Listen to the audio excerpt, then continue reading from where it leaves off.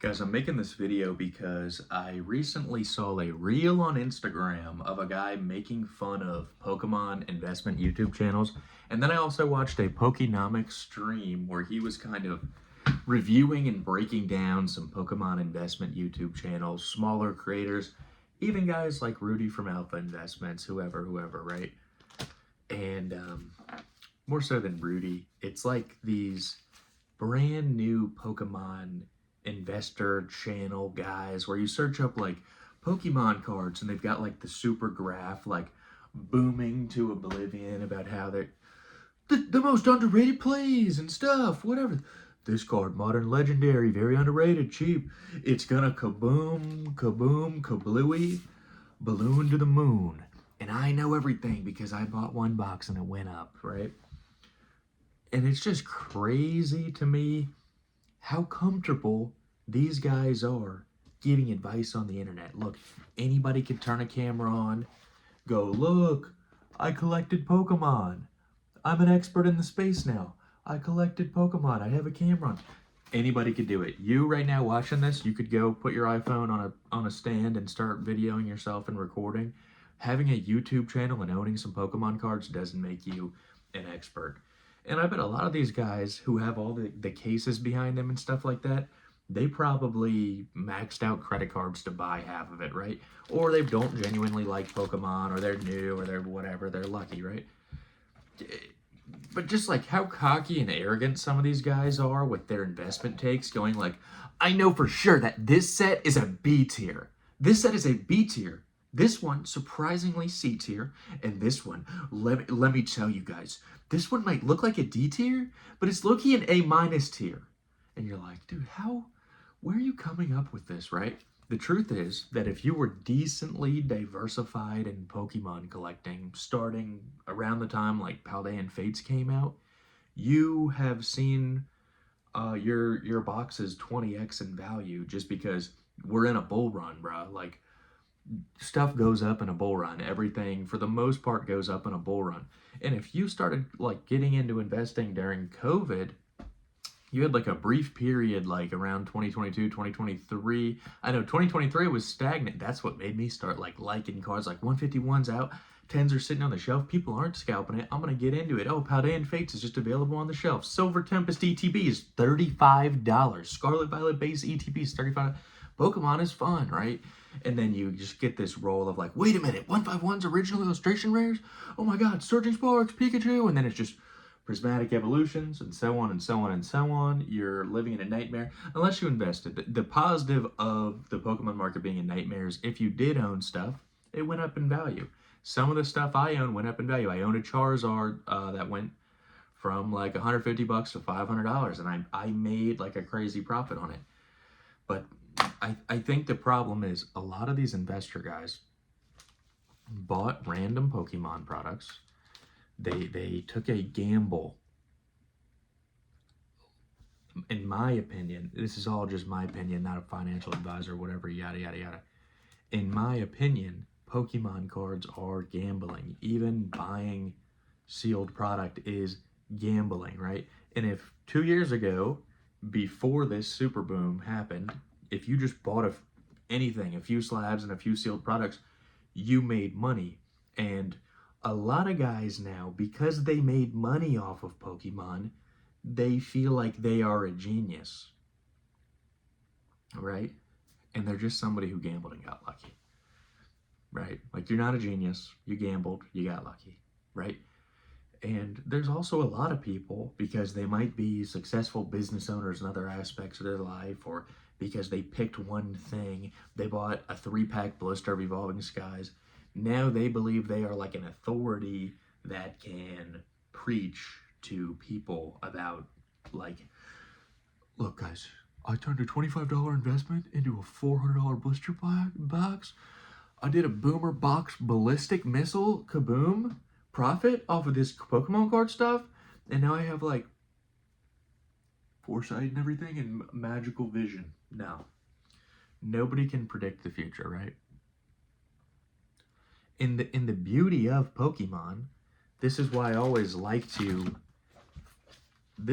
I love these cards. The Charizard is legit from my childhood, totally like heavy played, beat up. We had two Charizards in my basement when I got back into Pokemon cards. This one is the better condition one. One of them is literally folded from being in a pocket. I gave that one to my brother, but like the beauty of these Pokemon cards is that nobody predicted they would be worth anything. Nobody predicted they would be worth Jack Shiza. And they weren't for a very long time, right? Gary King Pokemon started pumping them when he did the Pawn Stars thing. COVID happens, and you got Logan Paul being out, and he pumps them.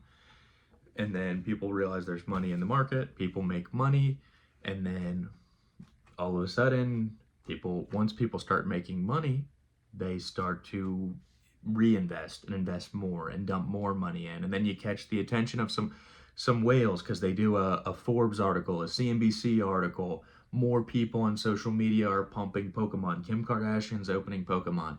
Got rich, like billionaires from Saudi Arabia see that Pokemon is expensive. Westerners realize there's arbitrage to be done by going to Japan and buying cards and then grading them. And there's money to be made. PSA 10s are going up. Black labels are going up. Pokemon is the hottest trend that there's ever been. Scalpers are fighting over Pokemon at Target and Costco because Pokemon is literally gold bricks. I don't know, right? Did these Pokemon investors, look, if you could go back to like 2015 and find some YouTuber, or we'll say 2016 because that's a decade ago, find me somebody who a decade ago was doing PokeTube and was saying all of this stuff would be worth XYZ value, right? It's very easy to find. You could find out 10,000 Pokemon YouTubers within the past 2 to 3 years who will tell you that you're going to get rich doing this stuff, and then they would seem right. But who was making the call 10 years ago, right? They probably are the only person who have any kind of authority on this, right? And look, I'm not an expert or an authority either. I'm just doing my own commentary on how crazy I think that how confident these guys are. I mean, do you guys also not look at some of these like Pokemon FOMO YouTuber guys with shock? And what's crazy to me is, you know what? A lot of them are great salesmen. Like I watch their videos and I'm kind of like, wait a minute, what he said about that card might be true. Like that card does seem sick. That does seem like an undervalued market or whatever, right? Like this does seem like something.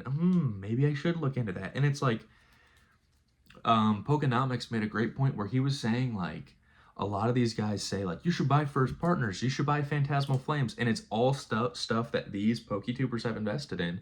And by doing the video, they're literally doing like an advertisement for the stuff that they own. And even the biggest guys do it. Even like Rudy will be like, look, I own this Scarlet Violet, it's undervalued. Like more than half of these Pokemon YouTubers are just pumping their own bags. And look, I do videos where I say like, I think this card is underappreciated or underrated, or this is an area of Pokemon that people don't seem to like see right now, right? Like I just bought a Cardis vending Charizard versus Magmar card because I vividly remember that episode as a kid, and it's like seems to be a pretty rare card. The PSA CGC pop report is very low, and then there's not a lot of raw listings. I paid like a little bit above what the market value is for like a minty copy, but it's like where Charizard is doing the seismic toss of Magmar, of Blaine's Magmar, and Cinnabar Island when Ash goes and battles the Cinnabar Island gym.